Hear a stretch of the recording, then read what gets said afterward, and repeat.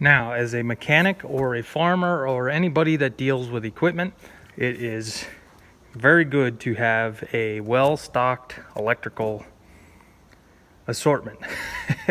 Anything you're doing with machines, sooner or later you're going to have to work on the electrics. This is one of about 7 or 8 boxes I have of these connectors. We have a local hardware store close by, and their connectors are very reasonably priced, and I was buying them like crazy for a while there. So I try to keep a lot on hand because you never know what you get into. And when I was a mechanic, you had to improvise many times, and it just kind of accumulated over the years of what I had stocked up on. So I have a bunch of these boxes. This is the one I keep down in my shop. So yeah, keep a good assortment of electrical connectors.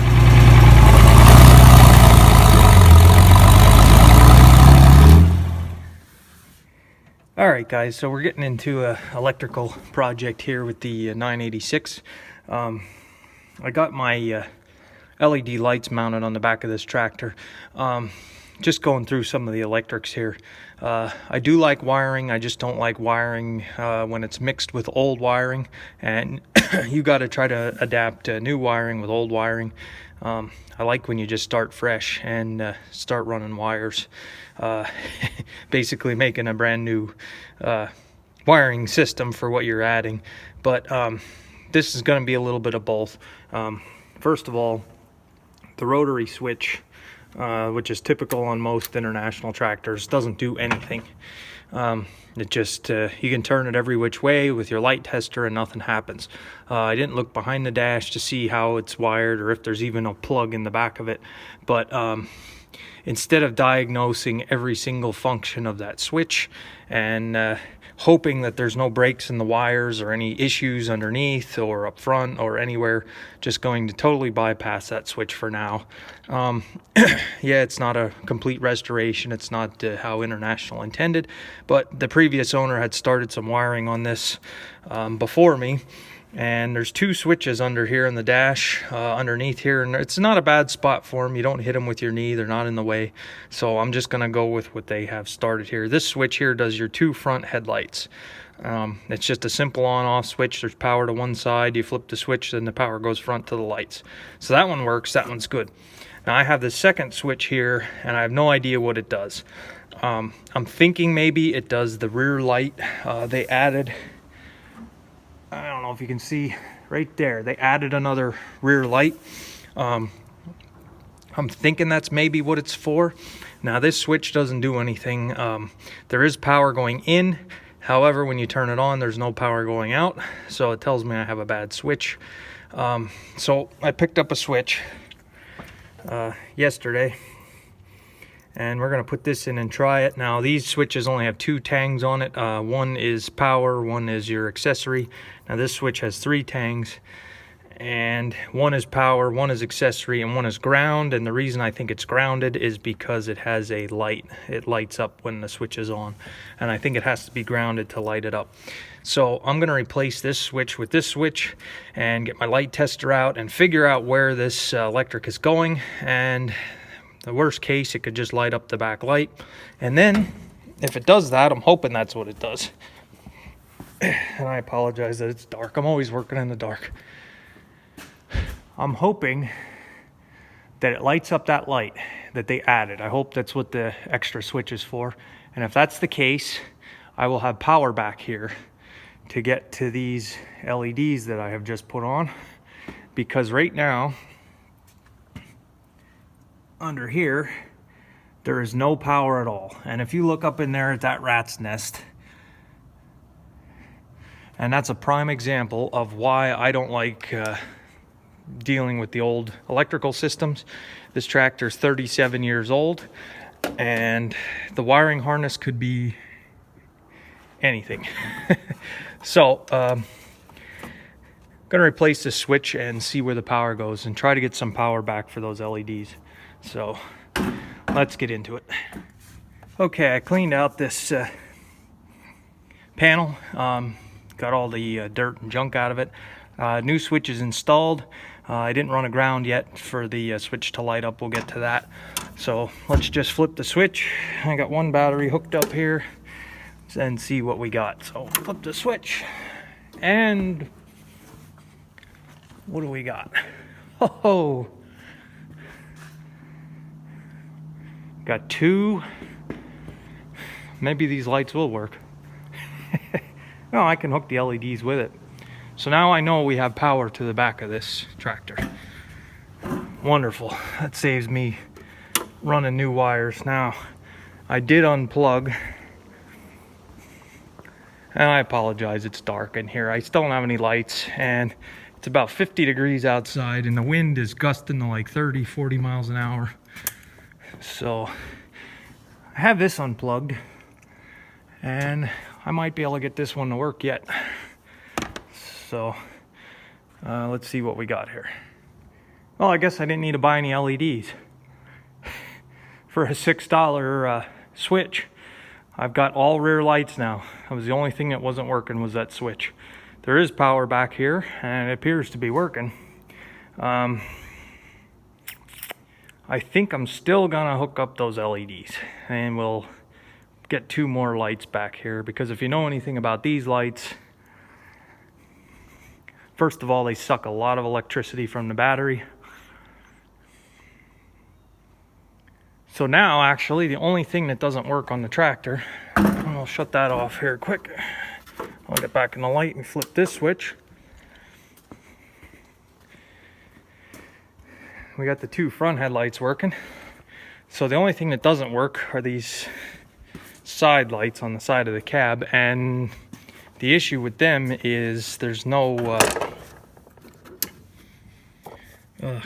power coming to them at all. I'm pretty sure I diagnosed that. I don't know, when I bought the tractor, not a single light worked on it. I bought it with no working lights, and when I had the hood off, when I first got it home, I took the hood off because I wanted to paint the hoods, and also I needed to replace a gasket that was leaking. I noticed there was a wire that didn't have a home. It just went from the front lights and didn't go anywhere. And then I found a wire, the other end, stuck behind the dash. So I put two and two together, plugged them together, and was just flipping switches in the cab to see what worked, and then all of a sudden the front lights worked. So these bottom ones don't work. There's no power coming to them. So I want to see, maybe I can run some power. I have to watch, because you can't get too much on one fuse, if you know what I mean. You don't want too much draw on any one, and I don't even know if they're fused. That's the next thing with working with old wiring. You should have them fused, because if there is an issue with a bare wire, then could easily have arcing and even a fire. Now granted, the batteries are unhooked on this thing all the time, only when I'm using it, so there's always that chance. So I'm gonna keep digging into this, but yeah, now we got back lights. All right, guys, still wiring away here. Got the switch with the red light grounded, and coming around to the back here, we got some light now. Got two LEDs and two of the old style, and I did take the upper one off just because it's not really necessary. It doesn't really fit there either. So we got that wired up. Everything there should be good. Now I'm working on, like I said, the two front headlights work. I'm working on these two side lights here, and like I said, I'm trying to bypass as much of the old wiring as I can. That way I know I got a good connections everywhere and good wires. So next clip I'll probably have these working. All right, so we throw the switch and come around here.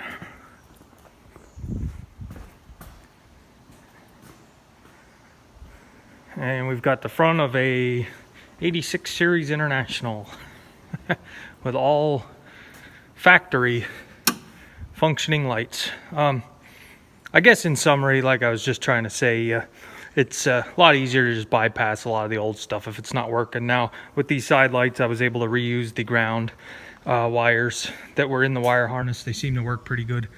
So that I was able to reuse, but I just sent a new wire down to each side.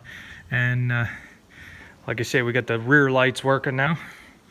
So as of right now, all the lights work. The flashers don't. That's a whole nother project, and it's not really something I'm worried about at the moment, because I don't do any road travel. If I do, it's very minimal, and it's usually during daylight hours. And I'll have to see.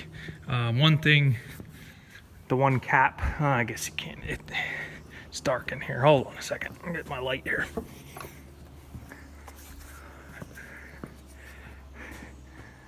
The one cap is broke, the lens for the flasher, and that whole assembly looks like it's pretty well rusted apart. Should look like that. And that, I don't know what that whole assembly costs. I'm sure it's not real cheap for something I'm not going to use. So anyway, we got the lights working. So it took me about 2 hours, I guess, to diagnose everything and run some wires. So the LEDs are more efficient to put the LED replacements in. Like I said, you can get the replacements to replace these. They're $44 a piece. So 44 times, I have 4 in the front and 2 in the back. So that's 6 times $44. You do the math, that's a heck of a lot of money to spend when the old lights work. Yeah, the LEDs are more efficient. If we hit $7 corn again, then I'll do a video of putting LEDs in. So that's today's project. A couple other odds and ends. You can see I still have the Farmall Cub, or maybe you can't. I don't know, this cell phone, it's so much brighter in here than this cell phone's giving it credit for. So gonna button it back up and on to the next project. So thank you guys for watching.